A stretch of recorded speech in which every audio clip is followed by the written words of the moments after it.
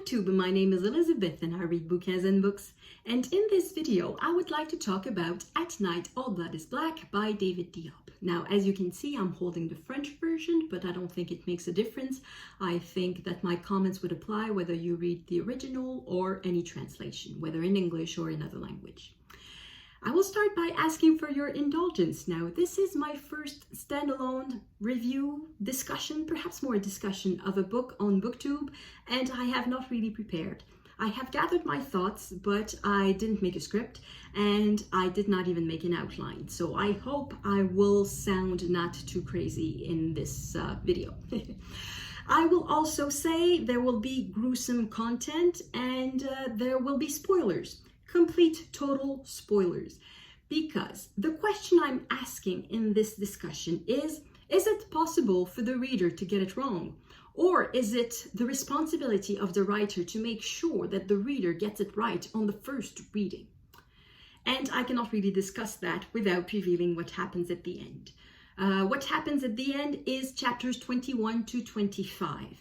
If you've read it, you probably noticed that at chapter 21, there's an abrupt change of narrative voice. And to me, that is the end. That is the beginning of what I consider the end of the book. The basic plot of the book is the narrator, Alpha Ndiaye, is a soldier from Senegal fighting for France during World War I. The reason he's fighting there is that he was convinced to do so by his childhood friend, his soul brother, frère d'âme, as the title says in French, who was his best friend in his village in Senegal. Now, the narrator has basically never left his village and is, for the first time, confronted with this immensity and horror of war, and World War I war, which was a lot worse than anything anyone had ever seen before. So quite early in the book, we see that the narrator is alongside his best friend, the one who convinced him to fight for France. They are in a hole somewhere no man's land, and his friend is painfully and slowly dying. He has been eviscerated by a bayonet. And while they are in this no man's land, probably in some sort of hole, the best friend, Madame Diop, asks the narrator, Alpha Ndiaye, to finish him off. And he asks him 3 times. And the narrator refused because to him that was wrong.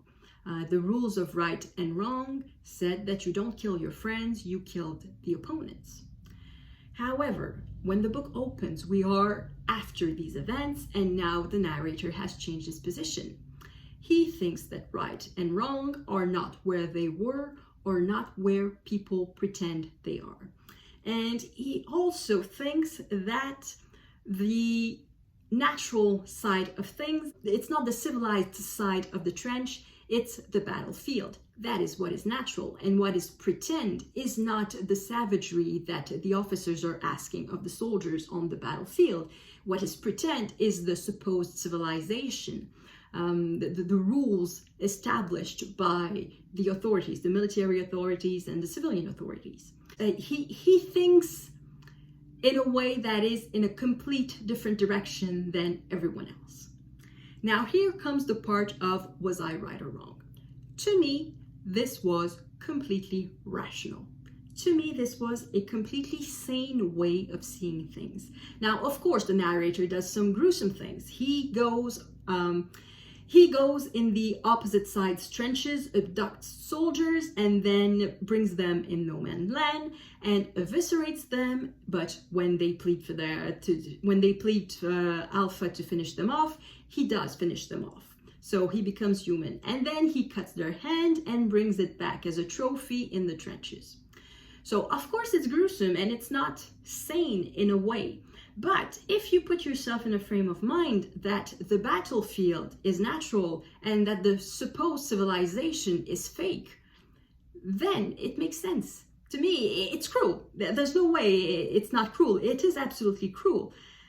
But it's not necessarily insane.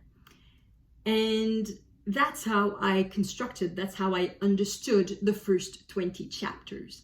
That the narrator is completely at odds with his fellow soldiers, with his superiors, but that he is sane. However, this made no sense at chapter 21, because at chapter 21, for the narrator to be sane, it would mean that suddenly magic realism appears at chapter 21. At chapter 21, suddenly the narrator is not Alpha Ndiaye anymore, it is his friend, it's Mademba Diop. But a reborn Mademba Diop who arrives from the world of spirits, from the world of nothing, and sort of takes place in the body of Alpha Ndiaye to live alongside his body. So they are soul brothers, they live two souls in the same body. So for that to be rational, it would have to be some sort of magic realism. But that cannot be rational, because at the moment it happens, it's during a rape scene. The narrator, whichever he is, whichever side of the soul brothers you think is acting, it's a rape scene. And unfortunately, that makes no sense. It's not coherent with what I had understood from the first 20 chapters. Because if I considered that the narrator was rational and that he knew how to behave in civilization, it was fake to him, but he knew the rules, then he would not have committed the rape, because he knew that was against the rules. So that meant that at chapter 21, it became obvious that I had been wrong for the first 20 chapters. The narrator was not rational, he was not sane, he was ridden by guilt, yes, but going completely insane and descending into madness because of this PTSD, I guess, that's never named, because of this trauma that happened to him of seeing his friend died, eviscerated, in a mud field. So I don't like it when the author somehow doesn't prepare me for what happens. To me, I read chapter 21 and I thought, what the heck is that? And then chapter 22 made a bit more sense. And then at chapter 23, 24, and 25, we were back with chapter 21 at not really making sense with the first 20 chapters. That means if the ending is correct, and I will give the author credit that he knows how he wants to end his book, that means that I got the first 20 chapters wrong. And I don't like that. It means I would be supposed to reread the entire thing, knowing what happens at the end, and this time get the correct reading of the first 20 chapters, which is that the narrator is completely mad. And I don't think the book would be as good. Well, the first 20 chapters, I should say. I really loved the first 20 chapters when I read them as the narrator being cruel, at odds with reality in a way, but rational. I don't think these first 20 chapters would be as interesting if we accept that the narrator is just going mad. If it's just a case of a soldier going mad because of what he saw at the war, during the war, it becomes somewhat of an average book, I guess. I don't know quite what to make of the ending. Well, I understand what happens. It's not that I don't understand what's going on. I understand what's going on. But it sort of forces me to reevaluate my entire reading experience, and it sort of invalidates my reading experience of the first 20 chapters. And I cannot say that I really like that. This is my question. Is it me who got it wrong? I'm wondering, did anyone else got this interpretation too, that during the first 20 chapters, the narrator was sane? He was acting in a very savage way, in a very cruel way, but he was sane. He knew what he was doing.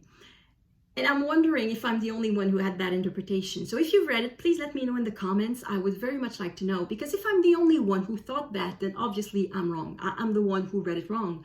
But if there are many people who understood the first 20 chapters the same way I did, then I would put the blame a little bit. I would say it's the author who did not really do his job of preparing the reader for what happens next. So that's the question. Is it me who's wrong, or is it the author who's wrong, who wrote a book with a weak ending that doesn't match the beginning? Or is it me who really read the thing wrong and it was obvious where it was going and that the ending is totally appropriate with what precedes it?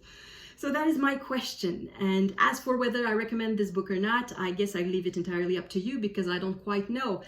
If I'm right, it means if I was right in reading the first 20 chapters the way I did, then it means the author did not do his job correctly, which means don't read it.